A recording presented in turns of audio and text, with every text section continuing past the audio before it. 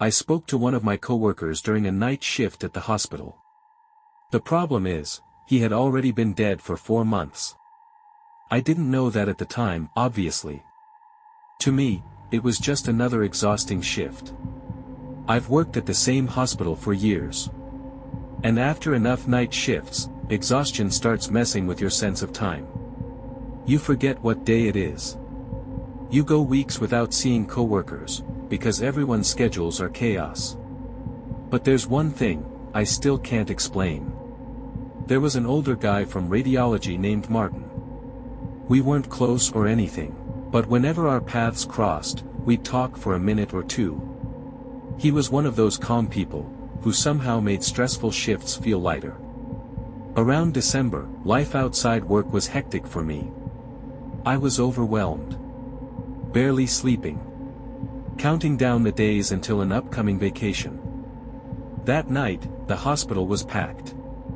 I was rushing non-stop between patient rooms. I remember hurrying toward the medication room, near the portable X-ray storage area, when I noticed Martin standing beside one of the machines. At first, I almost ignored him. I was too busy. But something about seeing him there made me stop. So I walked over. "Hey, Martin. Haven't seen you in forever. How've you been?" He looked up, and smiled immediately. "I'm doing great," he said. "Really great. How about you?" I laughed and told him I was exhausted, but excited because I'd be leaving for vacation soon. He nodded slowly. "That's good," he said. "You need the rest." The whole conversation lasted maybe 30 seconds. Nothing felt strange about it at the time. But what stands out now, is how strangely calm he seemed. Not tired. Not stressed like everyone else in that hospital. Just peaceful. Before walking into the med room, I noticed he was struggling with the portable X-ray machine. Pulling at it, like the wheels were stuck, or it wouldn't unlock properly. Then I went inside. I was only there for about 2 minutes. But when I came back out, the hallway was empty. Martin was gone. The X-ray machine hadn't moved an inch. At the time, I didn't think much of it. Hospitals are busy places. People disappear around corners constantly.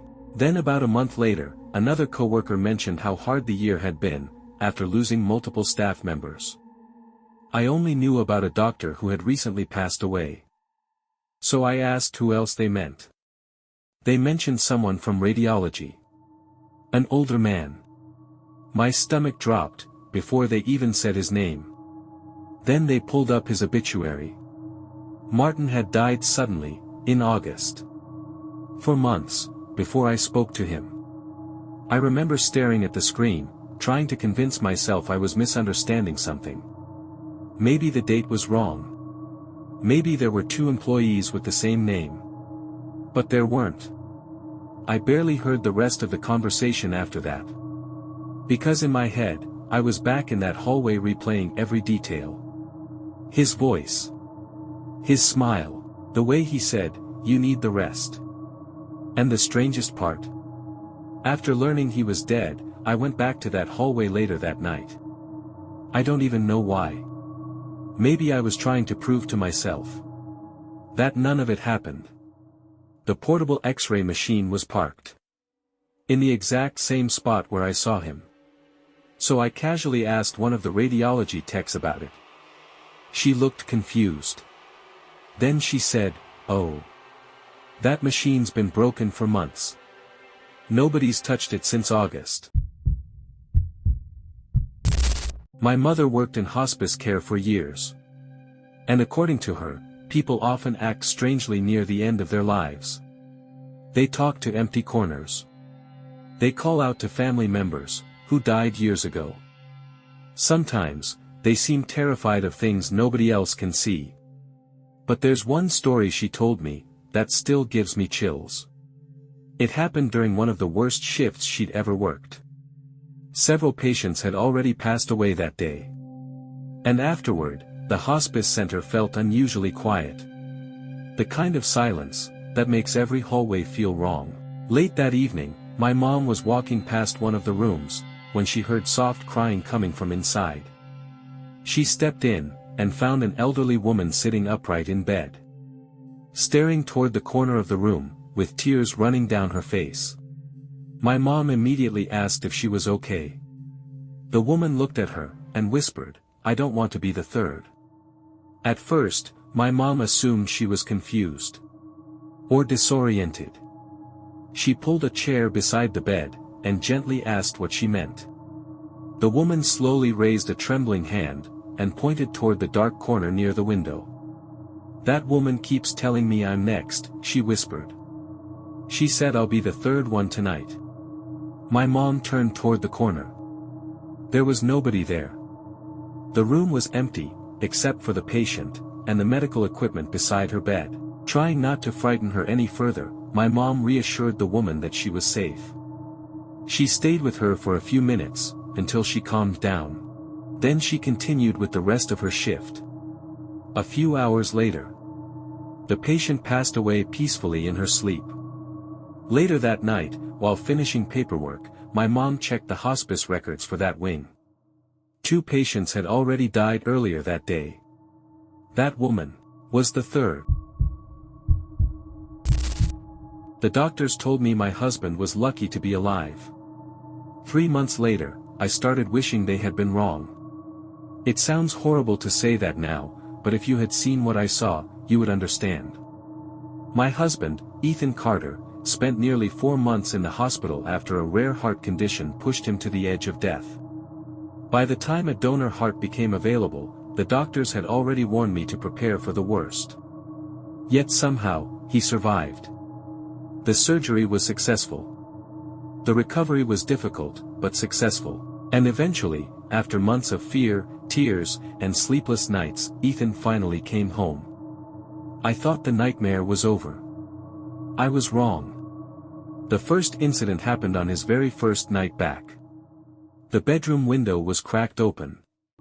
A cool breeze drifted through the curtains while moonlight spilled across the room. For the first time in months, I fell asleep beside my husband. I remember feeling grateful, safe, happy. Then Ethan suddenly became rigid. His body tensed beneath the blanket. His fists clenched. I lifted my head. "Ethan." His eyes snapped open. They weren't focused on me. They were staring at something in the corner of the room. Something that wasn't there. Then he whispered, "Leave her alone." I frowned. "What?" "Leave her alone." His voice grew louder. More aggressive. More angry. "Leave her alone."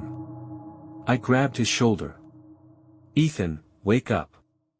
Then he screamed, "Leave her alone." I nearly fell off the bed. His face twisted with pure rage. Not fear. Not confusion. Rage.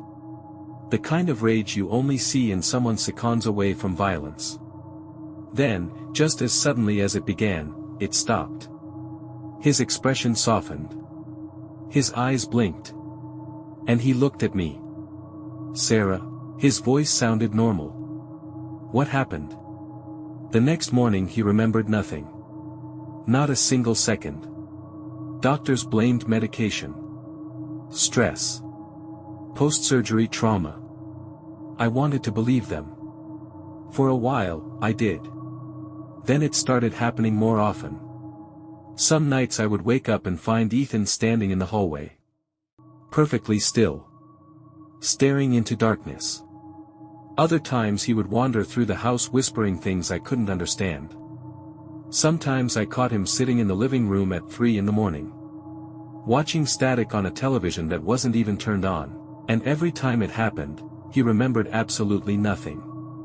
Then came the nightmares. He would wake up drenched in sweat. Breathing heavily. His hands shaking. When I asked what he saw, his answer was always the same. A little girl. Nothing else. Just those 3 words. A little girl. One afternoon things became even stranger. We were driving through town when Ethan suddenly told me to stop the car. I pulled over. "What is it?" He pointed toward a small neighborhood. "I know this place." I stared at him. "We've never been here." "I know. But I know this place." The way he said it sent chills through me. The way he said it sent chills through me. There was something strange in his voice. Not confusion. Not curiosity. Certainty. As if he genuinely recognized the neighborhood despite never having visited it before. I looked around. The streets were unfamiliar. The houses looked ordinary. There was nothing special about the area. Nothing that should have triggered a memory. Yet Ethan kept staring. His eyes moved from one house to another. Almost like he was searching for something. Finally, I convinced him to get back in the car. We drove away. But the uneasy feeling stayed with me. Weeks passed. Instead of improving, Ethan's behavior became worse. The sleepwalking happened more frequently. The nightmares became more intense. Sometimes I woke up in the middle of the night and found him standing beside the bedroom window. Motionless. Silent. Watching the darkness outside. Other times I would hear him whispering to himself. The words were too quiet to understand. But his voice never sounded like his own. It sounded distant. Almost as if someone else was speaking through him. The doctors adjusted his medications. They ordered more tests. Brain scans. Blood work. Psychological evaluations. Everything came back normal. According to the specialists, Ethan was healthy. But I knew something wasn't right. Then came the night that changed everything. A loud crash shattered the silence around 2:30 in the morning. The sound jolted me awake instantly. For a moment I lay there confused. Then I reached toward Ethan's side of the bed.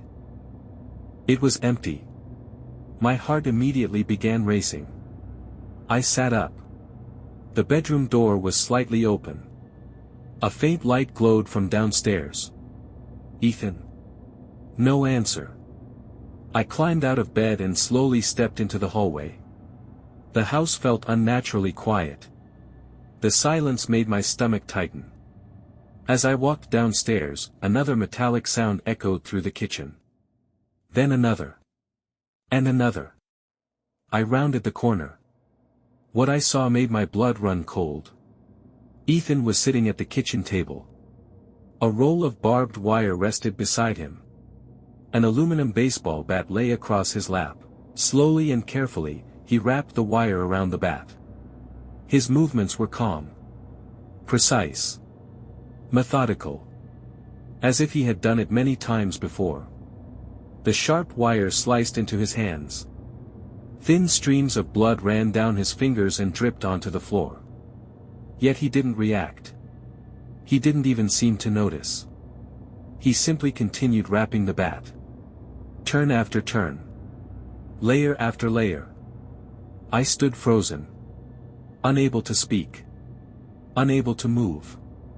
Then Ethan suddenly stopped. His head tilted slightly. And he spoke. "I found you." The words barely sounded human. His voice was deeper. Colder. Filled with hatred. "I finally found you." A wave of fear rushed through my body. I had never heard him sound like that before. Not once in our entire marriage. I slowly backed away. My hands trembling. Then I did the only thing I could think of. I grabbed my phone and called the police. As I whispered to the dispatcher, Ethan stood up from the table. Still carrying the bat. Still bleeding. Without saying another word, he walked toward the front door. The door opened. Cold night air rushed inside. Then he disappeared into the darkness. A few seconds later, I heard a car engine start. I rushed to the window. Ethan was pulling out of the driveway. The baseball bat resting beside him. And somehow, I knew he was going somewhere for a reason. It was empty. My heart immediately began racing. I sat up. The bedroom door was slightly open. A faint light glowed from downstairs. Ethan. No answer. I climbed out of bed and slowly stepped into the hallway. The house felt unnaturally quiet. The silence made my stomach tighten. As I walked downstairs, another metallic sound echoed through the kitchen. Then another. And another. I rounded the corner. What I saw made my blood run cold. Ethan was sitting at the kitchen table. A roll of barbed wire rested beside him. An aluminum baseball bat lay across his lap. Slowly and carefully, he wrapped the wire around the bat. His movements were calm. Precise. Methodical. As if he had done it many times before. The sharp wire sliced into his hands. Thin streams of blood ran down his fingers and dripped onto the floor. Yet he didn't react. He didn't even seem to notice. He simply continued wrapping the bat. Turn after turn. Layer after layer. I stood frozen. Unable to speak. Unable to move. Then Ethan suddenly stopped. His head tilted slightly. And he spoke. I found you. The words barely sounded human. His voice was deeper. Colder. Filled with hatred. I finally found you. A wave of fear rushed through my body. I had never heard him sound like that before. Not once in our entire marriage. I slowly backed away. My hands trembling. Then I did the only thing I could think of. I grabbed my phone and called the police. As I whispered to the dispatcher, Ethan stood up from the table. Still carrying the bat. Still bleeding. Without saying another word, he walked toward the front door. The door opened. Cold night air rushed inside. Then he disappeared into the darkness. A few seconds later, I heard a car engine start. I rushed to the window. Ethan was pulling out of the driveway. The baseball bat resting beside him. And somehow, I knew he was going somewhere for a reason. For a moment, I stood frozen in the living room. The dispatcher was still speaking through my phone.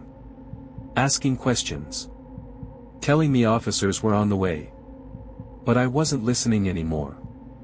I was staring at Ethan's car as it disappeared down the street. A terrible feeling settled in my stomach. Whatever was happening, it wasn't over. Without thinking, I grabbed my keys and rushed outside. Then I followed him. The city streets were nearly empty at that hour. Streetlights cast long shadows across the pavement. Ethan drove with complete confidence. No hesitation. No uncertainty. He didn't slow down to check directions. He didn't stop to think. It was as if he already knew exactly where he was going. I stayed several cars behind him.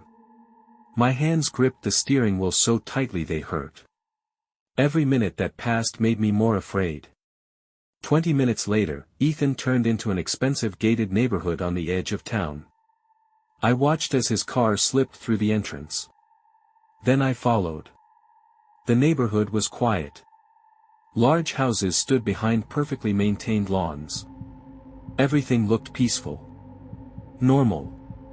But Ethan wasn't there by accident. He parked outside one of the largest homes on the street. Then he stepped out. The barbed wire bat rested on his shoulder. For a few seconds he simply stared at the house. Then he began walking toward it. My pulse pounded in my ears. Ethan, stop. I whispered. But he couldn't hear me. I climbed out of my car and started running. Before I could reach him, he swung the bat. The side window exploded inward. Glass scattered everywhere. The sound shattered the silence of the neighborhood. Then came the screaming. A child's scream. High-pitched. Terrified. Desperate. The moment I heard it, every hair on my body stood up. Ethan climbed through the broken window. I ran toward the house as fast as I could. My heart felt ready to burst from my chest. More screams echoed from inside. Furniture crashed. Something heavy hit the floor. When I finally reached the broken window and looked inside, I froze. A man lay sprawled across the living room floor. Blood covered his face. Ethan stood over him. The bat rose. Then slammed downward. Crack. The man screamed. Ethan swung again. Crack. Blood splattered across the carpet. Don't touch her. Crack. Don't touch her. Crack. Don't touch her. His voice shook the entire room. It wasn't the voice of a confused man. It was the voice of someone consumed by fury. The voice of someone protecting another person. Then I saw her. A young girl sat in the corner. Curled into a ball. Crying uncontrollably. Her entire body trembled with fear. The look in her eyes broke my heart. She wasn't afraid of Ethan. She was afraid of the man on the floor. And suddenly I realized what was happening. Ethan wasn't attacking an innocent person. He was trying to stop something. Trying to protect her. But how? How could he possibly know? Then I screamed his name. Ethan. Everything stopped. The bat slipped from his fingers.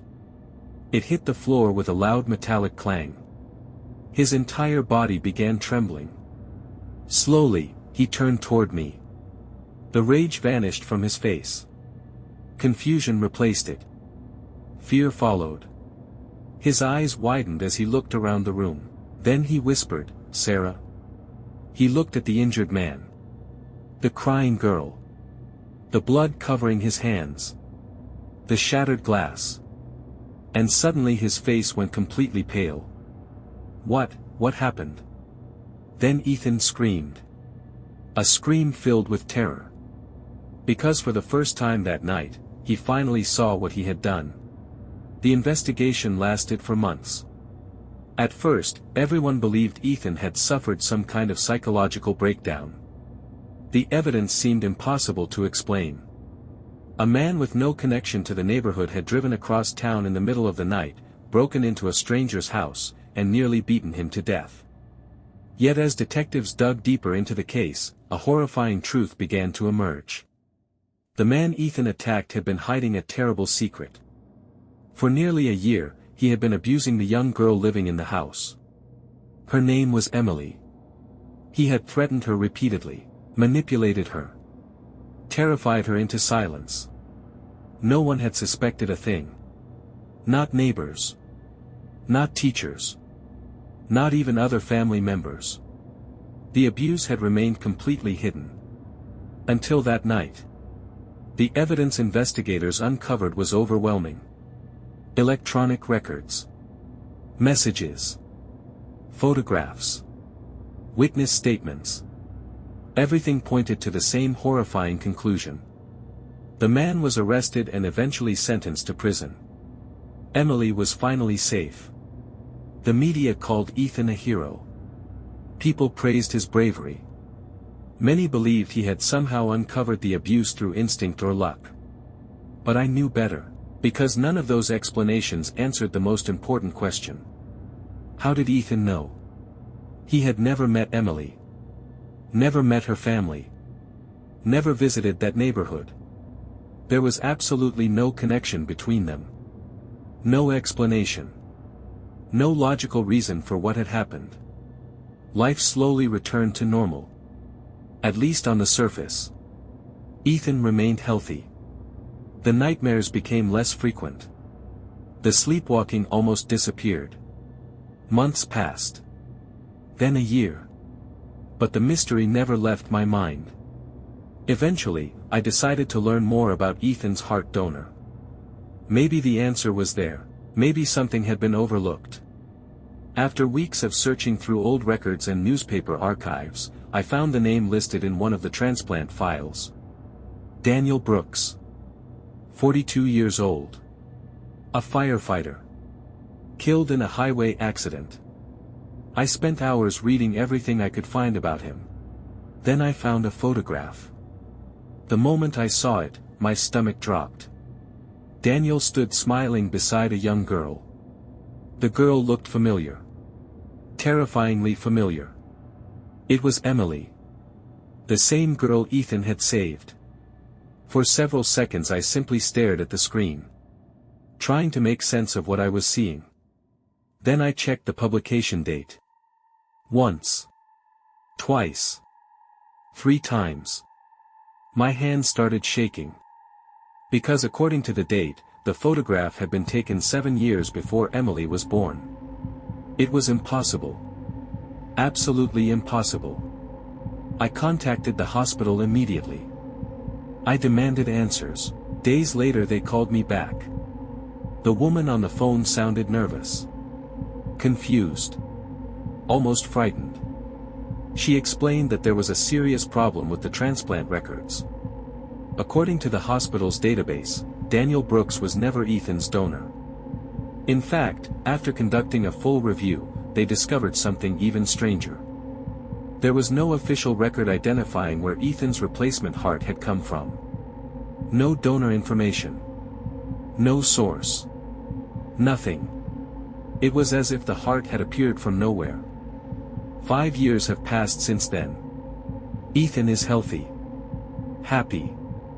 Normal, at least during the day. But sometimes, late at night, I wake up and find him standing beside the bedroom window. Watching the darkness outside.